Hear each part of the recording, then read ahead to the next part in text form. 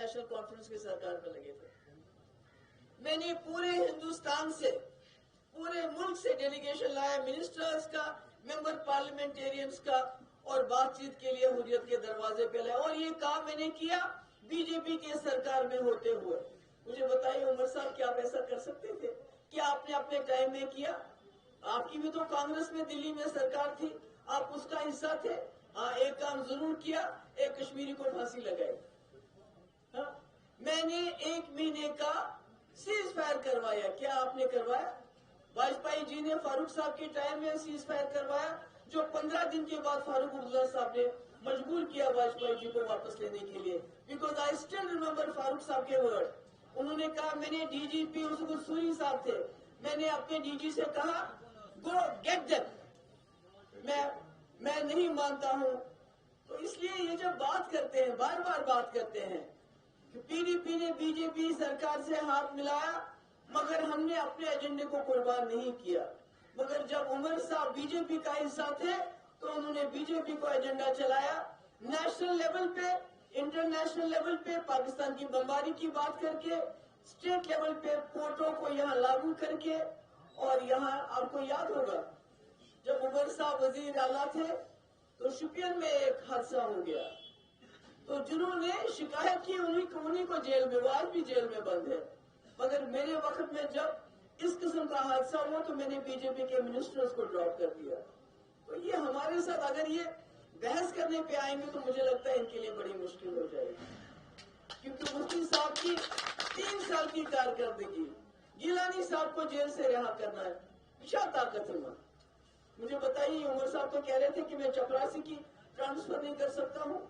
اگر یہ طاقت ہے حریت لیڈروں کو جیل سے رہا کرنا, بی جے پی کی بات چیت کروانا سیپریٹسٹ کے ساتھ, ایل کے اڈوانی جیسے, تو وہ پی ڈی پی کروا سکتی ہے اور کوئی نہیں کروا سکتا ہے.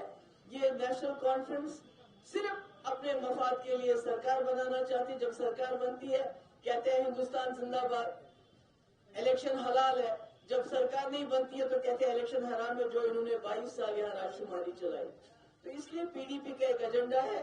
مجھے خوشی ہے مشتاق صاحب جیسے لوگ اس ایجنڈے کے ساتھ جڑ رہے ہیں, کیونکہ ہمارا یہ ماننا ہے کہ جموں کشمیر کو اس خون خرابے سے, اس مصیبت سے باعزت طریقے سے باہر نکالنے کے لیے پی ڈی پی کا ایک اہم رول بنتا ہے.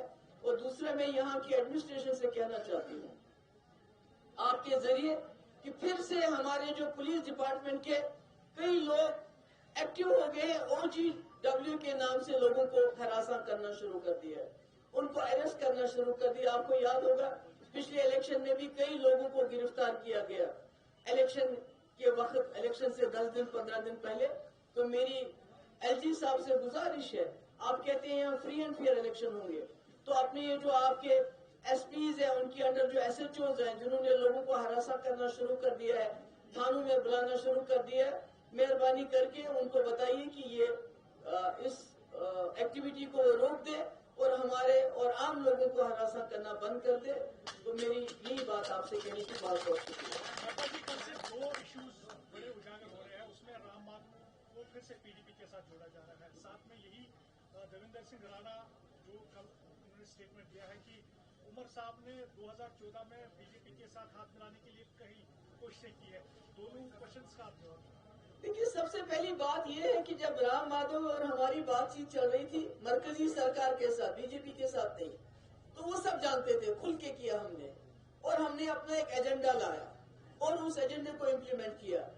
تو ہم عمر صاحب کی طرح چپکے, یہ تو دیویندر رینا جی تو آپ کہہ رہے ہیں, مگر آزاد صاحب نے تو کہا یہ رات کو جا کے مل کے آتے ہیں ان سے. ہم کوئی چیز چپکے نہیں کرتے ہیں. رام مادھو آئے ہوں گے, ہمارا ان کے ساتھ کوئی کانٹیکٹ نہیں ہے اور نہ شاید کانٹیکٹ ہوگا, کیونکہ ہم نے اس وقت مودی جی کے ساتھ یہ سوچ کے ہاتھ ملایا تھا کہ یہ ایک بڑی طاقت کے ساتھ آگے ہیں, یہ واجپئی جی کا ایجنڈا آگے چلائیں گے.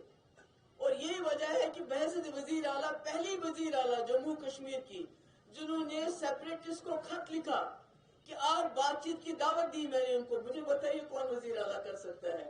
باقی دیویندر رینا ان کے دوست ہیں, واقف ہیں ان کے. جب وہ کہتے ہیں کہ 2014 میں خود عمر صاحب امت شاہ جی سے ملنے گئے کہ ہم بلا شرط و شروط آپ کے ساتھ سرکار بنانا چاہتے ہیں, हम तो जो काम करते हैं डंके की चोट पे करते हैं, दिन दहाड़े करते हैं और बता के करते हैं। हम कोई छुप के कोई काम नहीं करते हैं। बीजेपी के साथ आपकी अलायंस कतई नहीं। मैंने कहा कि हमने बीजेपी के साथ जम्मू कश्मीर के मसले के हल के लिए हाथ मिलाया था कि अगर मुफ्ती साहब को वजीर आला बनना होता तो वो कांग्रेस के साथ मिलकर भी बन सकते थे। तो हमारा एजेंडा था रेजोल्यूशन, जिसके लिए आपको याद होगा कि अशोक जेटली भी यहाँ आए बातचीत के लिए, रामविलास पासवान आए, होम मिनिस्टर आया, मगर हुर्रियत वालों ने दरवाजे नहीं खोले तो मैं क्या करूं।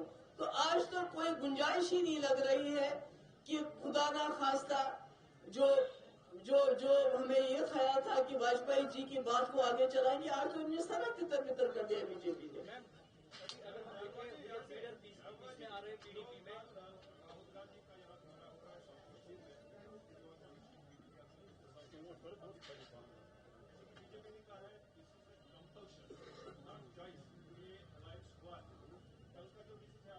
अरे देखिए, ये तो मुझे नहीं मालूम कंपल्शन है ये क्या है, पर जहां जहां भी एनसी और कांग्रेस का अलायंस हुआ है वहां पर, खासकर जैसे आपको लद्दाख में अलायंस हुआ था तो एनसी ने इंडिपेंडेंट कैंडिडेट खड़ा कर दिया, जो जीत के आ गया फिर वो एनसी में चला गया।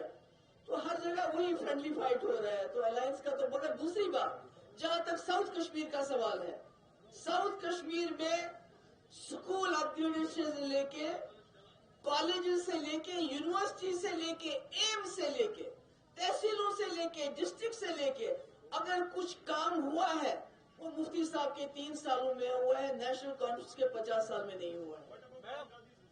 Sorry, he is most welcome. Rahul Gandhi Kashmir आना चाहते हैं, अपनी पार्टी के लिए प्रचार करना चाहते हैं, उनको पूरा हक है। You should do that. Madam, PDP में हुर्रियत नेता आ रहे हैं, क्या हम माने पीडीपी की विचारधारा अब असरअंदाज हो रही है हुर्रियत वालों से?